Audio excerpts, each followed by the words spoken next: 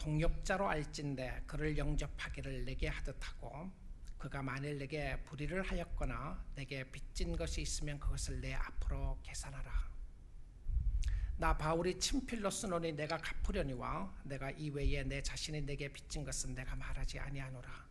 오 형제여, 나로 주 안에서 너로 말미암아 기쁨을 얻게 하고 내 마음이 그리스도 안에서 평안하게 하라. 나는 네가 순종할 것을 확신함으로 내게 썼노니 네가 내가 말하는 것보다 더 행할 줄을 아노라. 오직 너는 나를 위하여 숙소를 마련하라. 너희 기도로 내가 너희에게 나아갈 수 있기를 바라노라. 그리스도 예수 안에서 나와 함께 갇힌 자 에바브라와 또한 나의 동역자 마가, 아리스다고, 데마, 누가가 문안하느니라. 우리 주 예수 그리스도의 은혜가 너희 심령과 함께 있을지어다. 아멘. 아멘. 우리가 예수를 믿고 그분을 알아가면 우리가 체험하고 느끼는 것 중에 하나가 축복에 관한 겁니다. 내가 얼마나 복받은 사람인가, 나는 얼마나 행복한 사람인가. 여러분이 예수를 믿고 예수를 알아가는데 내가 얼마나 하나님의 은혜에 감사하고 찬양하고 복을 받은 사람인가라고 하는 마음이 깨달아지지 않으면 은혜에 대한 감사와 감격이 없는 것이죠. 하나님이 우리를 사랑하시고 축복해 주시고 우리를 맞이해 주신다는 걸 알 때에 우리가 살아나가는데 소망을 얻게 됩니다. 여러분, 어느 모임에 가게 되면 내가 환영받는가 굉장히 중요하게 봅니다. Am I being welcomed here? 다른 사람이 나를 영접해주고 나는 환영받는가? 여러분, 그 사람이 말을 하지 않더라도 무언으로 리젝트하는, 이렇게 배신하는 그런 장소에 가본 경험이 있으시죠? 입술로는 환영을 이야기하지만 행동은 너는 여기에 속한 사람이 아니야. You don't belong here. 너 여기 속한 사람 아니야. 여러분, 그런 느낌을 받는다는 것은 굉장히 힘들고 어려운 부분이죠. 여러분, 교회를 갔는데 혹시 그런 느낌을 갖는 사람이 있으시나요? 나는 여기 속한 사람이 아니다. You don't belong here. 혹시 여러분 그런 사람 밀어내는 사람이 있으시나요? 당신은 여기에 속한 사람이 아니다. 우리가 주님을 섬기며 주님을 사랑하고 나아갈 때에 하나님이 나를 환영하시는가? 내가 오늘 주님 앞에 예배를 드리고 주님 앞에 찬양을 드리면 주께 나오면서 하나님이 나를 환영하시는가? 아니면 리젝트 하시는가? 여러분 어떻게 생각이 드시나요? 하나님이 나 같은 사람을, 나 같은 죄인을 영접하시는가라는 질문 속에 여러분은 답을 알고 있습니다. 답을 알고 있어요. 하나님의 자녀라면 여러분의 있는 형편과 상황에 상관없이 하나님이 여러분을 영접하시는 줄 믿습니다. 하나님이 웰컴하시는 거죠. 여러분, 예수님을 알고 하나님을 알아가면 예수를 닮아가요. 어떤 부분에서 닮느냐 하면 예수님이 이 땅에 계실 때 가지셨던 성품을 닮아갑니다. 사랑하는 마음을 닮아가게 되고, 용서하는 마음을 담게 되고, 온유한 마음을 담게 되고, 사람들을 존경하는 마음을 담게 됩니다. 예수님이 나를 영접한다는 확신이 서면 우리도 예수 안에 있는 사람들을 영접하게 돼요. 여러분, 우리가 살아가면서 받아들이기 쉽지 않는 사람들이 있죠. 나에게 피해를 입히고 나를 괴롭게 한 사람들을 받아들이기가 쉽지가 않아요. 그런데 그런 사람도 받아들이게 되고 영접하게 되더라는 거예요. 나는 저 사람은 용서할 수 없을 거라고 생각했는데 어느 날 돌아보니까 내가 용서할 마음을 가지고 있고, 어느 날 돌아보니까 사랑의 마음을 가지고 있더라는 거예요. 사도 바울이 빌레몬과 그의 가족과 그의 교회에 모이고 있는, 그의 가정에 모이는 교회에 쓴 편지 마지막 부분입니다.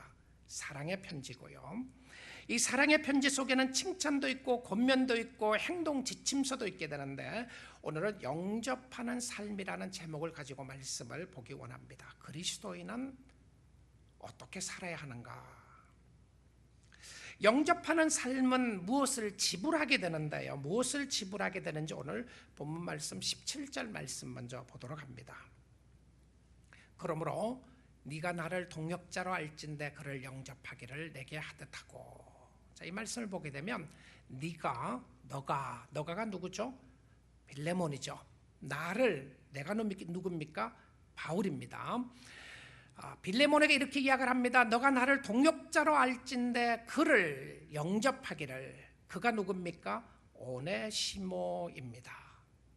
내게 하듯하고. 자, 이 부분을 어떻게 우리가 볼 수 있느냐면 바울이 참 빌레몬도 사랑했지만 오네시모도 참 사랑한 것 같아요. 여러분, 여러분의 이름을 걸고 사랑하고 영접하라고 말할 사람 있나요? 그러니까 사랑에는 어떤 모습이 있냐면, 영접하는 삶은 어떤 모습이 있느냐면 자기 이름을 걸고 reputation을 걸고 명예를 걸고 말하는 거예요. 내 이름을 걸고 말하노니 그 사람 영접해주면 좋겠다, 이런 표현이에요. 자, 예를 들면 이런 겁니다. 김 집사, 당신 나하고 친구잖아. 근데 당신 삶 속에 이 집사 너 마음 아프게 한 거 알아. 근데 이 집사를 나를 보고 용서해주면 어떻겠니? 자, 바울이 그 표현이에요. 너가 정말 나를 동역자로 생각한다는 거죠. 안 한다는 것이 아니고요. 동역자로 생각하면 내 이름을 내게 하듯 해서 나를 대하듯이 그 사람을 대해주면 어떻겠나. 자, 사도 바울이 지금 중재자의 모습으로 나오는데요, 자신의 이름을 걸고 중재합니다. 여러분, 그럴 사람이 있었어요. 내 이름을 걸고 당신 저 사람 사랑해주면 어떻겠냐, 용서해주면 어떻겠나. 그런데 이뿐만이 아니었어요. 사도 바울은 자신이 대가를 지불하겠다고 합니다. 그러니까 영접하는 삶 가운데 있는 것은 무엇이었냐면 대가를 지불하는 거예요. 피해를 입히고 상처를 입혔으면 갚으려는 마음을 가지게 되는데, 빌레몬서 18절입니다. 그가 만일 내게 불의를 하였거나 내게 빚진 것이 있으면 그것을 내 앞으로 계산하라, 내 앞으로 달아놓으라, 내가 갚겠다, 이런 표현이에요. 여러분, 책임지는 마음이며 대가를 지불하는 마음인데요, 여러분이 누구에게요? 특별히 금전적인 손해를 입혔으면 갚으려는 마음을 가지셔야 합니다. 내가 누구에게 돈을 빌렸으면요, 그 돈 빌린 거 갚을 마음을 가져야 되는데, 바울이 빌레몬에게 이렇게 이야기하고 있지 않다는 사실을 주의해 볼 필요가 있습니다. 너는 빌레몬에게요, 당신은 그 돈 없어도 살 수 있잖아. 그러니까 탕감해 줘라, 그리고 용서해 줘라, 이렇게 말하고 있지 않다는 사실입니다. 교회 보면 가끔 금전적인 문제 때문에 관계가 어려워지는 사람들을 보게 됩니다. 그리고 빌려간 사람은 빌린 사람에게 전혀 갚을 마음이 없기 때문에 어려워지는 모습을 보게 돼요. 바울은 이렇게 이야기를 하는 겁니다. 오네시모가 갚을 돈이 없었던 것 같아요. 그러니까 오네시모에 갚을 돈이 없었던 부분을 바울이 뭐라고 그러냐면, 피해를 입힌 사람에게 빚진 것을 내 앞으로 계산하라. 이 말씀을 보게 되면 실질적으로 오네시모가 입혔던 피해는, 빌레몬에게 입혔던 피해는 굉장히 컸던 것 같습니다. 그가 만일 내게 불의를 하였거나, 불의를 했다는 거죠. 잘못을 했고 내게 빚진 것이 있으면, 빚진 것이 있는 걸 압니다. 빚진 것이 있으면 그것을 내 앞으로 갚으라. 그래서 실질적으로 이 상황 속에서 물질적인 피해를 입혔던 것을 보게 됩니다. 바울이 나중에 빌레몬에게 돈을 줬을까요? 모릅니다. 성경이 이야기하지 않는 것은 몰라요. 탕감해 주셨을까? 몰라요. 아마 하지 않았을 가능성도 있겠죠. 예수를 믿었으니까 너는 다 탕감해 줘라, 그렇게 요구할 권리가 없다는 겁니다. 이 상황에서 바울이 대신 갚아주겠다고 하는 표현을 보게 되면, 우리가 이 부분을 조금 영적인 부분으로 해석을 좀 해본다면, 우리는 모두 다 하나님께 죄의 빚을 진 사람입니다. 죄를 지으면서 하나님께 불순종했고 하나님으로부터 도망을 쳤습니다. 그래서 하나님의 자녀가 되고 그리스도의 종이 된 것을 버리고 사단의 종이 되고 죄의 종이 되었습니다. 원래 우리는 하나님께 속해 있었어요. 하나님께 소속되어 있었던 사람이었습니다. 왜 그러냐면 그가 창조했기 때문에 그랬어요. 근데 이 창조주를 버리고 피조물을 따르게 되고 하나님을 버리고 사단을 따르게 되었습니다. 그 결과가 무엇이었죠? 죽음이었어요. 죽음. 사망 선고를 받게 됐어요. 이 빛을, 하나님 앞에 진 빛을 갚을 길이 없었습니다. 그래서 예수님이 오셔서 하나님께 우리의 이름을 걸고 자신의 이름을 걸어가면서 하나님, 저 사람 용서해 주세요. 저 사람 용서해 주세요. 저 사람 빚진 거 제가 다 갚았습니다. 예수님의 죽음으로 말미암아 나에게 생명을 주신 것이었고요. 이것을 신학적인 용어로 대속기라고 하는 단어를 사용해서 합니다. 나를 대신하여 값을 지불했다는 거예요. 여러분, 은혜라고 해서 그 은혜가 공짜라고 생각하면 착각입니다. 누군가는 대가를 지불한 은혜였어요. 나에게는 대가 없이 왔지만 그 죄의 대가를 누군가는 졌다는 거예요. 누군가는 갚았다는 것입니다. 나를 대신하여 값을 지불하고 나를 구원해 주시는 그리스도의 사랑의 모습을 여기서 볼 수 있게 됩니다. 그 사랑을 받은 사람은 사랑을 하는 모습을 설명해 주고 있는 것이죠. 그래서 우리도 진리를 깨닫게 되면 진리 가운데 행하게 되는데요, 예수님이 우리의 죄의 값을 완벽하게 지불하셨기에 오늘 우리가 죄를 지어도 죄의 대가를 받지 않습니다. 형벌이 없어요. 여러분, 예수 믿는 사람이 혹시 이런 생각하시는 분이 계실 것 같아요. 우리가 죄를 용서받는 것은 회개하기 때문에 용서받는 것이다. 우리가 어떤 죄를 지었다고 할지라도 회개하면 용서해 주신다. 맞는 겁니다. 맞는 거예요. 그러면 회개하지 않았던 죄는 어떻게 되죠? 여러분, 모르고 지은 죄는 어떻게 되나요? 갑자기 교통사고 나서 죽었어요. 그날 죽기 전에 죄를 지었는데 그 죄를 회개하지 못했어요. 그럼 어떻게 되죠? 여러분, 회개하면 용서해 준다는 의미가 이런 의미입니다. 예수 그리스도가 이미 우리의 모든 죄를 용서하셨기 때문에 우리가 회개하는 겁니다. 하나님이 우리를 용서하셨다는 그 근거가 없이는 우리는 아무리 잘못했다고 해도 용서해 줄 사람이 용서해 줄 마음이 없으면 우리 용서 못 받는 거예요. 근데 하나님은 예수를 믿었다는 이유 때문에 예수를 믿은 것으로 인하여 여러분의 죄를 용서해 주시는 줄 믿습니다. 용서해 주시는 거예요. 자, 이렇게 생각해 보면 돼요. 여러분, 자녀가 여러분에게 잘못했어요. 그럼 여러분 이렇게 혼내지 않았어요? 야, 너 잘못했다 그래? 그럼 용서해 줄 거야. 잘못했다 그래? 안 하려고 그래요. 잘못했다 말 안 하려고 그럽니다. 뻗뛰고 있는 거죠. 내가 안 하겠다고 그러고 있어요. 잘못했다 그러면 용서해 줄 거야. 근데 여러분, 부모를 보게 되면 부모는요, 그 말을 하는 그 당시에는 이미 자녀를 다 용서했어요. 근데 용서를 했는데 왜 그 아이에게 네가 잘못을 고백해라 그러면 용서해 주겠다 그러죠? 그 아이로 하여금 죄를 스스로 인정하기를 원하는 거예요. 내가 잘못했다는 게 인정하기를 원하는 거예요. 우리가 하나님 앞에 회개한다는 마음도 그런 마음입니다. 하나님이 이미 그리스도 안에 있는 사람에게 죄를 용서해 주신 것을 알기 때문에 용서를 구하는 거예요. 자, 그래서 여러분이 그리스도 안에 있게 되면 모든 죄를 이미 용서해 주신 줄 믿습니다. 어디에 나오죠? 로마서 8장입니다. 어제 여러분이 매일 성경을 통해서 보았던 말씀인데요, 로마서 8장 1절 2절 우리 함께 같이 읽도록 하겠습니다. 시작. 그러므로 이제 그리스도 예수 안에 있는 자에게는 결코 정죄함이 없나니 이는 그리스도 예수 안에 있는 성령의 법이 죄와 사망의 법에서 너를 해방하였습니다. 할렐루야. 아멘입니다. 그렇죠? 아멘입니다. 정죄함이 없는 것은 죄가 더 이상 우리를 주관하게 하지 못하기 때문이고 예수님이 죄로부터 우리를 해방시켰기 때문이라고 이야기를 합니다.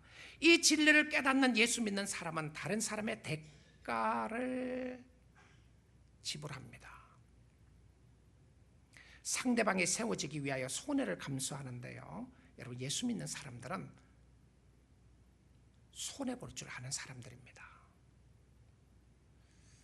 다른 사람들을 세우기 위하여 여러분 손해를 각오하시나요? 아니면 내가 너무 이기주의적인가요? 신앙생활 하면서 나만을 생각하시나요? 절대 손해를 보지 않으려고 그러시나요? 물질적으로, 시간적으로, 사랑으로. 여러분, 예수 믿는 사람들에게는 대가를 지불하고자 하는 마음을 갖는 사람이었어요. 두 번째는 영접하는 삶의 동기가 있는데요. 우리가 왜 손해를 보고 우리가 왜 다른 사람을 영접해야 하는가요? 우리가 왜 자신에게 피해를 입힌 사람조차도 용서를 해야 합니까? 그 동기가 무엇이죠? 동기는 성경은 이렇게 말하고 있다는 겁니다. 빌레몬서 19절인데요.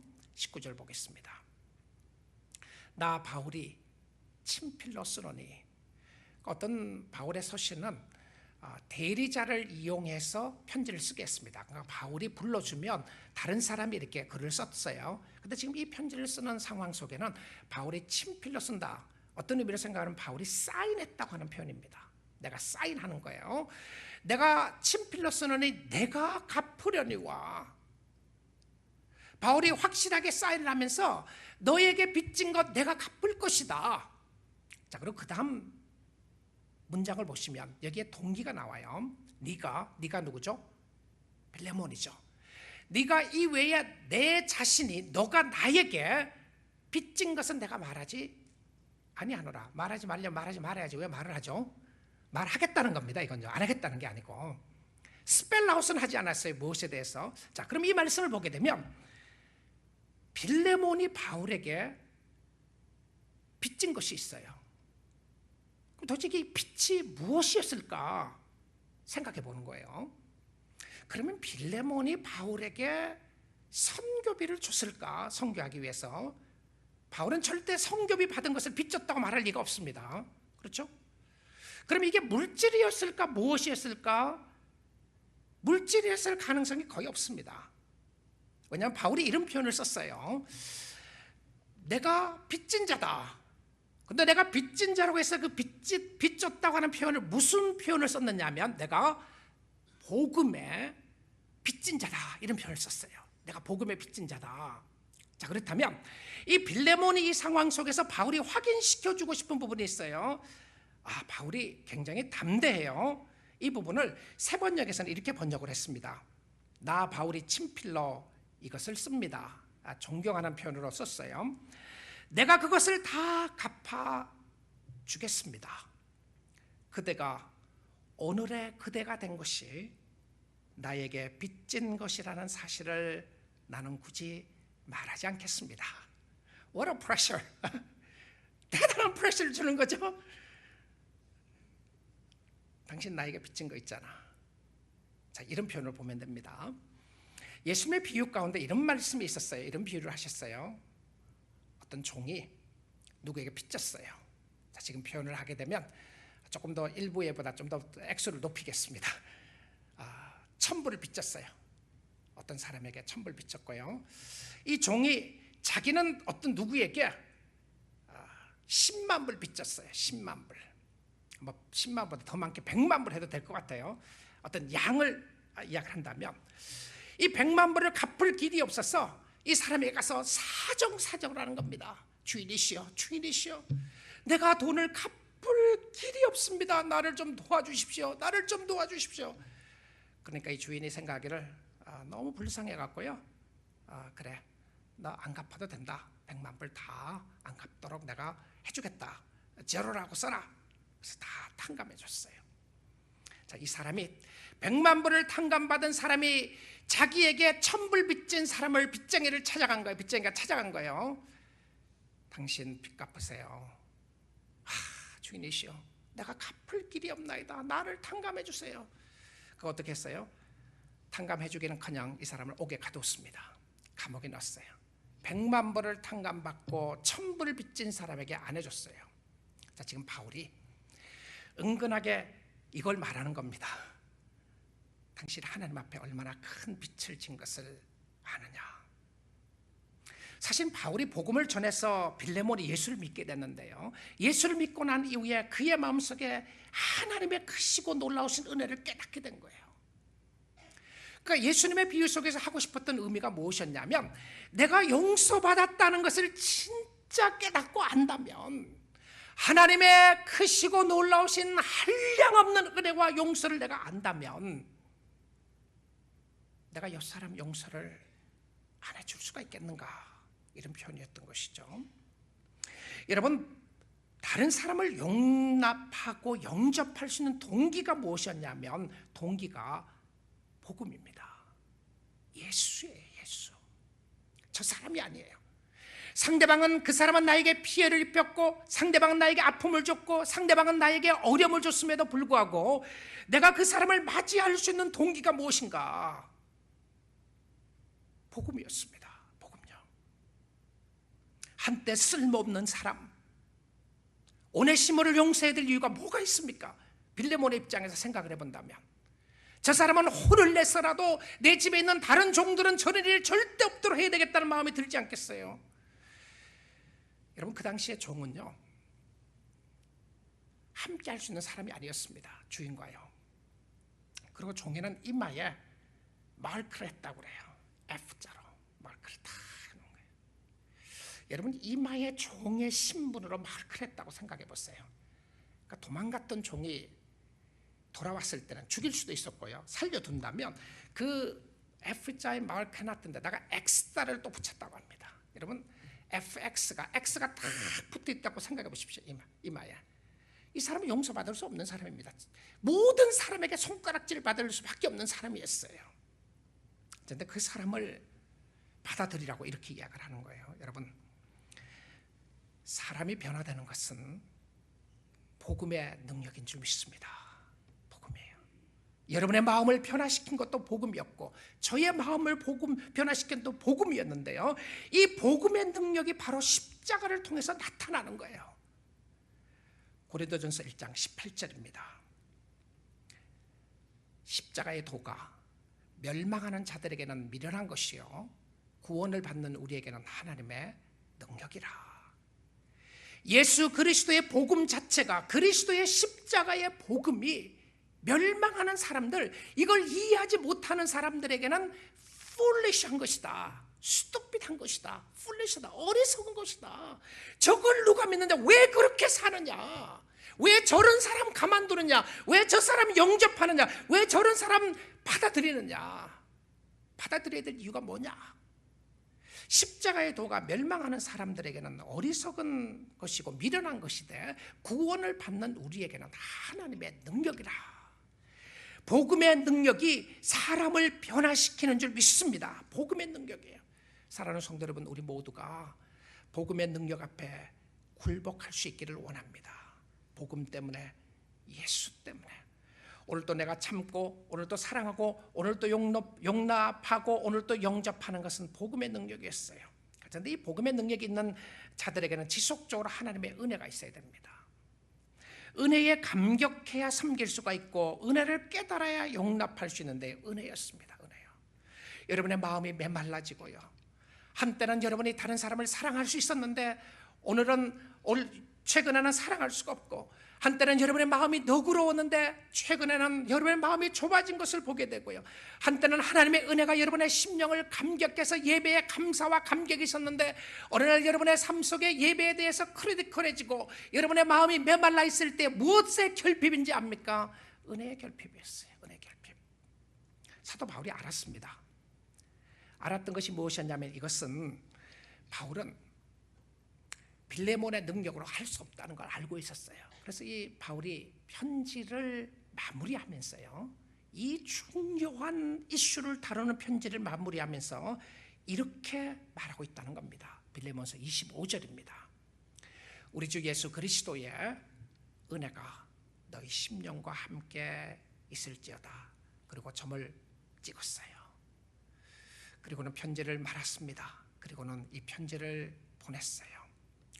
자, 바울이 빌레몬으로 하여금 마지막에 기억하도록 하고 싶었던 것이 무엇이었냐면 그리스도의 은혜였습니다. 은혜가 있기를 원했고, 은혜가 흐르길 원했고, 우리의 메말라 있던 심령을 새롭게 하는 것은 하나님의 은혜의 역사였고, 은혜가 우리를 살게 하는 줄 믿습니다. 여러분의 심령 속에 하나님의 은혜가 되살아날 수 있도록 그 은혜에 감사하고 그 은혜에 찬양할 수 있기를 원합니다. 그것을 위해서 간구하십시오. 은혜에 관한 이야기 중에서 성 프란시스의 이런 일화가 있습니다. 이런 이야기가 있는데요. 하루는 성 프란시스의 제자 중에 한 사람이 비몽사몽간에 하늘나라를 구경하게 되었답니다. 천국 가보니까 거기 보니까 보좌가 여러 개 놓여 있는데, 의자가 여러 개 놓여 있는데 그 가운데 한 보좌는 특별했습니다. 크기도 더 크고 높이도 더 높았어요. 그래서 그 제자는 천사에게 물었답니다. 저 보좌는 누구를 위한 겁니까? 천사가 이렇게 대답했습니다. 그 보좌는, 저 의자는 세상에서 가장 겸손한 사람인 프란시스를 위한 것입니다. 이 소리를 듣고 제자는 성 프란시스가 자신의 스승이지만 마음에 질투심이 일어나기 시작합니다.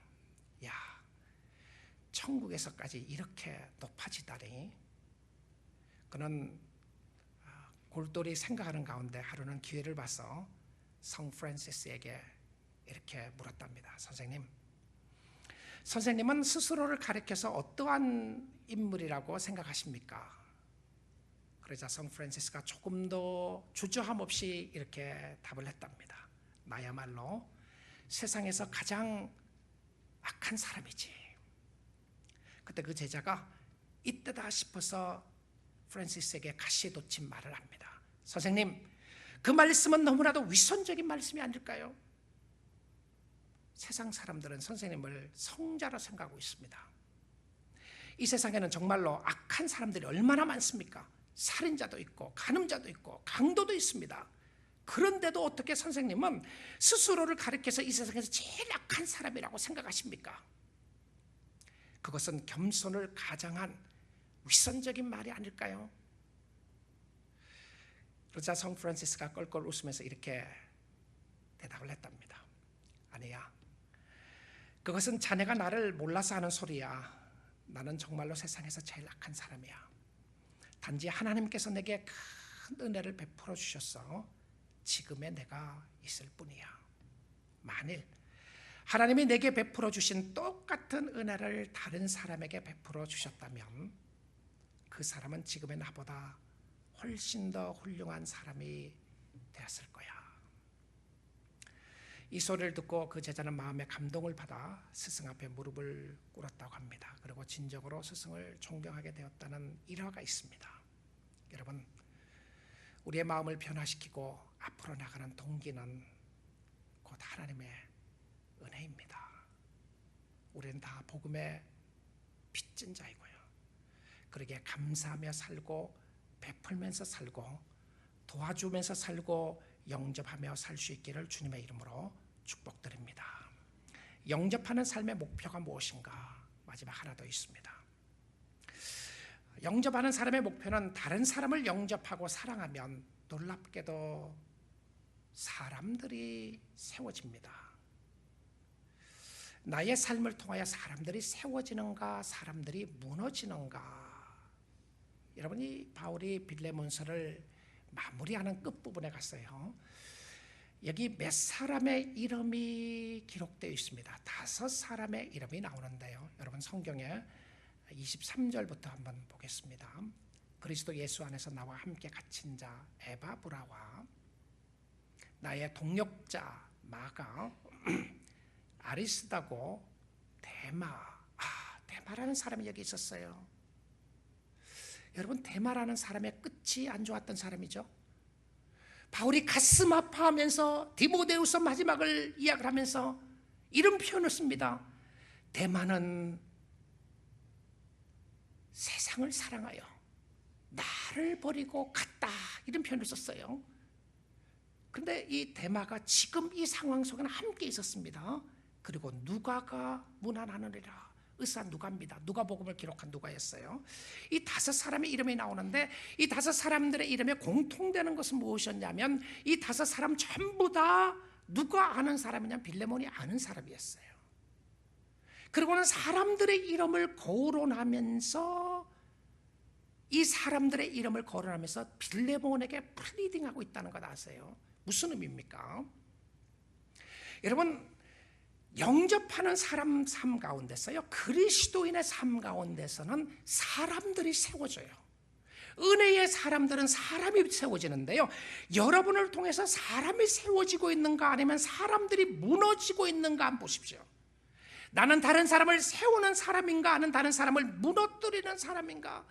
여러분, 어떤 사람들 만나면 짜증나는 사람 있잖아요. 어떤 사람 만나면 정말 절망하는 사람 있죠. 여러분, 어떤 사람은 만나면 내가 너무 작아 보이는 사람 있잖아요. 이 작아 보이는 사람 앞에 갔을 때 어때요? 그 사람이 나를 비판하는 사람 아니겠습니까? 나를 무시하는 사람 앞에 가면 내가 작아지죠. 근데 나를 인정해주는 사람 앞에 가면 내가 커져 보이는 것을 느끼게 돼요. 놀랍죠? 내가 실제로 크다는 의미보다 나를 세워주는 사람들이 있어요. 나를 세워주는 사람들 앞에 나아가는 이 생명의 공동체 안에서는 사람들이 세워지는 것을 보게 돼요. 영접하는 사람들에게는 사람이 세워지는데, 자, 이 사람이 세워지면서 바울이 이 빌레몬에게 마지막으로 권면하는 모습이 나옵니다. 빌레몬서 20절인데요. 오 형제여, 빌레몬이죠. 내 사랑하는 형제여, 나로 주 안에서 너로 말미암아 나는 바울이고 주 안에서 너는 누구냐면 빌레몬입니다. 참 빌레몬을 사랑했던 것 같습니다. 오네시모도 사랑을 했지만 빌레몬을 사랑하면서 너로 말미암아 기쁨을 얻게 하고 내 마음이 그리스도 안에서 평안하게 하라. 이런 마음에 감동을 주는 두 단어가 있습니다. 하나는 기쁨이고 하나는 평안이었어요. 여러분, 이 기쁨과 평안이라는 단어는 굉장히 독특한 단어였습니다. 이 기쁨과 평안은 바울 서신서에게는 늘 예수님이 주시는 것으로 이야기를 했어요. 하나님이 우리에게 주시는 것은 기쁨이고 하나님이 우리에게 주시는 건 평안이고, 예수를 믿으면서 우리의 마음속에 변화 중에 하나가 기쁨이고 평안이다, 이렇게 이야기를 했어요. 근데 지금 바울이 뭐라고 그러냐면 빌레몬에게 이렇게 이야기를 하는 거예요. 빌레몬이여, 당신이 내 마음에 기쁨을 얻게 하고 내 마음이 평안하게 하라. 지금 바울이 지금 믿음이 없어졌나요? 바울이 지금 무슨 소리 하는 거죠? 바울이 하나님을 믿고 예수를 잘 믿어야지 무슨 당신의 평안과 기쁨이 사람이라고 그러느냐. 여러분, 바울이 믿음이 없다고 말하겠어요? 여러분, 놀라운 것은 무엇이었냐면요, 진짜 예수 믿는 사람들은, 예수님을 잘 섬기고 있는 사람들은 마음속에 기쁨과 평안을 소유하고 있는 거예요. 근데 이 기쁨과 평안을 소유하고 있는데, 이 기쁨과 평안을 소유하고 있는 사람들은 누구냐면 다른 사람에게 그것을 주는 사람이에요. 그 사람 만나면 기쁨이 있고 그 사람 만나면 평안이 있는데요, 나로 주 안에서 너로 말미암아, 너 때문에 기쁨을 얻게 하고 내 마음이 그리스도 안에서 평안을 얻게 하라. 여러분 때문에 가정이 행복하기를 원합니다. 여러분 때문에 교회가 축복받기를 원합니다. 당신 때문에 기쁨이 있기를 원하고 당신 때문에 평안이 있기를 원합니다. 이런 모습이었어요. 자, 근데 이뿐 아니라 바울은 빌레몬에게 대단한 신뢰를 가지고 있었습니다. 21절입니다. 나는 네가 순종할 것을 확신함으로 내게 썼노라. 아니, 어떻게 안 하겠다 그러겠어요? 이렇게 이야기를 하는데, 너 정말 할 줄을 내가 알고 있다. 당신은 할 줄 알고 있다. 내가 이야기하는 것보다 너는 더 많이 행할 줄을 아노라. 더 행할 줄을 아노라. 여러분, 대단하죠? 빌레몬은 정말 멋진 믿음의 사람이었습니다. 빌레몬이 어떻게 살다가 죽었을까? 여러분, 여기 성경에 보게 되면 빌레몬이 오네시모를 영접했는지 안 했는지 안 나옵니다. 근데 모든 학자들은 이야기를 합니다. 빌레몬이 오네시모를 영접하고 맞이해주고 그리고 난 이후에 그를 종의 몸으로서 풀어서 바울에게 보냈다고 생각을 합니다. 자, 근데 그러면 나중에 오네시모는 어떻게 살았을까? 오네시모에 대한 기록은 거의 전무합니다. 근데 오네시모에 대해서 볼 수 있는 장면이 나오는데요, 오네시모에 볼 수 있는 장면이 골로새서를 통해서 우리가 확인해 볼 수 있습니다. 골로새서 4장 9절 10절입니다. 사도 바울이 골로새의 편지를요, 두기고와 함께 오네시모를 보내는데 여기 오네시모라는 이름이 나옵니다. 신실하고 사랑을 받는 형제 오네시모를 함께 보내노니 그런 너희에게서 온 사람이라. 여러분 이 말씀 보십시오. 정말 가슴 찡한 말씀이에요. 사도 바울이 그가 낳은 영적인 아들이었습니다. 그럼에도 불구하고 그를 가리켜서 여러분 첫 번째 썼던 단어가 무엇이죠? 바울이요? 신실하다는 단어를 썼어요. 여러분 성경에서 보게 되면 하나님을 사랑하고 하나님 앞에 쓰임받는 사람들 앞에 늘 수식어가 하나 붙었는데 그 중에 하나가 뭐냐면 신실하다고 하는 단어였습니다. faithful하다. 충성된 사람에게 이것을 부탁하라. 충성되다 하는 이 표현을 썼어요. 충성하고 사랑을 받는 형제. 오네시모는 놀랍게 변했던 것 같아요. 사랑을 받는 형제 오네시모를 함께 보내노니 그는 너희에게서 온 사람이라. 여러분 빌레몬이 어디에 살았냐면 빌레몬이 살았던 때가 골로새였습니다. 근데 이 골로새서를 편지를 보내면서 아마 빌레몬서를 가지고 갔을 수도 있는데요. 이 편지를 가지고 가면서 두기고라는 사람하고 형제하고 오네시모를 보내서 이야기를 하는 거예요. 너희가 온 사람이라 그들이 여기 있는 일을 다 너에게 알려주리라. 그러니까 성교 보고해 주겠다는 겁니다. 자, 그 다음에 10절입니다. 나와 함께 갇힌 아리스다고와 바나바의 생질 마가와 이 마가에 대하여 너희가 명을 받았음에 그가 이르거든 영접 웰컴해라. 마가가 어떤 사람이었죠? 한때 선교 갔다가 중단에 포기한 사람이죠. 그렇죠? 그럼에도 불구하고 하나님의 나라에 쓰임 받게 되는데 이 사람을 영접하라고 이야기를 합니다. 오네시모는 어떻게 살았을까? 오네시모의 끝은 어땠을까? 하나님을 사랑하고 하나님을 섬기는 사람들의 모습은 어떤 모습이었을까? 궁금하지 않습니까? 바울이 빌레몬서를 쓴 때가 AD 60년경으로 봅니다. 그리고 50년이 지난 후 AD 110년이었습니다. 110년경에 안디옥 교회의 비숍으로 있었던 감독이죠. 지금 이야기하면 목회자입니다. 비숍으로 있었던 이그나시오스라고 하는 사람이 복음을 전하다가 잡히게 됩니다. 그리고 사형을 선고받게 됩니다. 그런 사형 집행을 받기 위해서 로마로 가던 길에 소아시아에 있는 여러 교회에게 편지를 보냅니다. 그리고는 그들이 복음 안에 머물러 있기를 이야기합니다. 이 가는 길에 편지를 보냈던 것은 지금처럼 우리가 비행기를 타고 갈 수 있는 것도 아니고 교통수단이 좋았던 것이 아니고 배를 타고 가는 경우도 있었고요. 마차를 타고 온 경우도 있었습니다. 그러면 시간이 꽤 많이 걸렸다고 볼 수 있는 것이죠. 그 오랜 시간을 걸리는 동안에 이그나시오스라고 하는 사람은 여러 지역의 아시아에 있는 지역의 교회에게 편지를 보내는데 그 편지 속에 오네시모의 이름이 거론됩니다.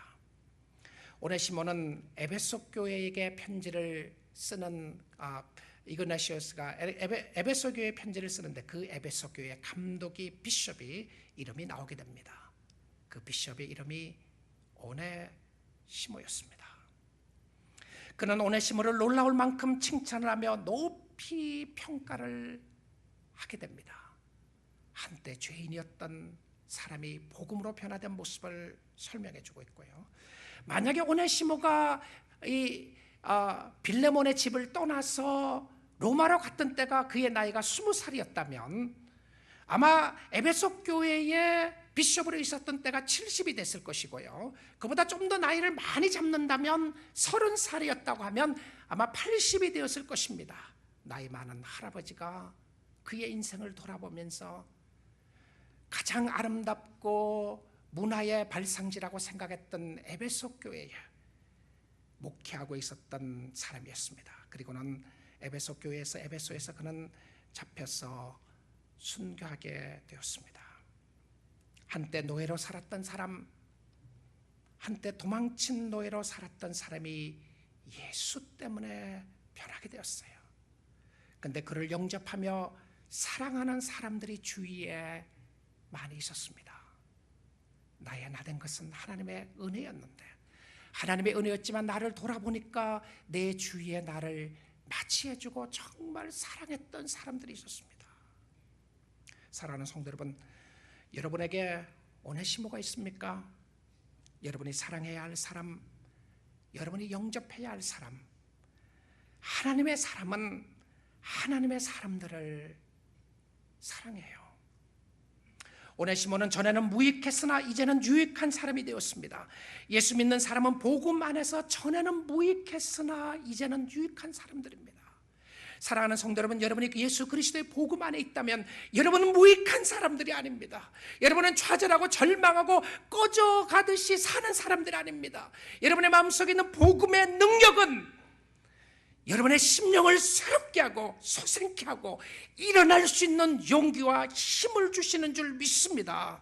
절망하고 있으시나요? 나는 아무도 없다고 생각하고 있으시나요? 나는 아무도 나와 함께하고 있는 사람이 없다고 생각하고 외로움 가운데 있는 사람이 있으시나요? 여러분, 주님 앞으로 나올 수 있기를 원합니다. 그리고 사랑해 보십시오. 사랑받기만을 이야기하지 말고 한번 사랑해 보십시오. 하나님의 사랑을 가지고 사랑해 보시면 어떻겠습니까?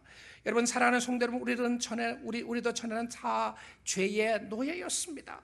우리는 죄가 우리를 끌고 다니면서 가장 더럽고 추한 행동을 하게 했습니다. 죄는 우리에게 하나님을 버리라고 했습니다. 그런데 우리는 예수 때문에 변하게 되었어요. 나의 나 된 것은 하나님의 은혜로다. 여러분, 그 은혜는 또한 다른 사람을 세워주게 합니다. 은혜는 다른 사람을 세울 때에 내가 세움받습니다. 은혜의 원리가 신비합니다. 다른 사람을 깎아내리면 내가 무너져요. 놀랍게도 다른 사람을 세워주고 무능했던 사람들, 주의 힘이 없고 연약한 사람들을 세워줄 때에 그 사람을 세워줌으로 말미암아 내가 세워지는 거예요. 여러분, 사랑받지 못한다고 생각하고 있나요? 사랑하시면 어떻겠습니까? 여러분, 가정 사랑하시고 이웃 사랑하시고 교회 사랑하시면 어떻겠어요? 다른 사람을 무너뜨리면 나도 무너지지만 다른 사람을 영접하고 격려하면 나도 세워집니다. 예수님이 베드로에게 물으셨던 질문이 생각이 납니다. 베드로가 실패하고 난 이후에 찾아오셔서 이렇게 베드로에게 이야기합니다. 요한의 아들 시몬아, 네가 나를 사랑하느냐? 요한의 아들 시몬아, 네가 나를 사랑하느냐? 베드로는 그 주님 앞에, 주님, 내가 주님을 사랑하는 줄 주님이 아시나이다. 그러면 나를 잘 섬겨라. 그렇게 이야기하지 않았어요. 요한의 아들 시몬아, 나를 사랑하느냐? 그러면 내 양을 먹이라. 내 양을 치라. 내 양을 사랑하라. 사랑하는 성도 여러분, 하나님을 사랑하는 사람들은요, 가장 사랑하는 사람들입니다. 하나님을 사랑하는 남편은 아내를 사랑하고 아내는 남편을 존중하고 사랑해요. 하나님을 사랑하는 부모는 자녀들을 사랑합니다. 부모를 사랑하게 되고요. 하나님을 사랑하는 사람은 교회를 사랑합니다. 교회를 사랑한다는 것은 성도들을 사랑해요. 교인들을 사랑합니다. 왠지 모르게 사랑의 마음이 자꾸 드러나는 거예요. 사랑하는 성도 여러분, 여러분을 사랑하셔서 십자가에 죽기까지 사랑하신 그 주님, 오늘도 여러분을 영접해 주시고 웰컴, 리젝트하지 아니하시고 여러분의 있는 상황과 형편을 보시고 여러분을 사랑하는 것이 아니라 여러분 마음속에 예수의 복음이 있다는 것을 알고 사랑해 주시고 영접해 주신 주님을 생각하며 주님의 몸된 교회 오는 성도들도 여러분도 영접하시고 환영하시고 축복하시고 사랑하셔서 멋지게 아름답게 그리스도를 위해 살 수 있는 여러분 될 수 있기를 주님의 이름으로 축복드립니다.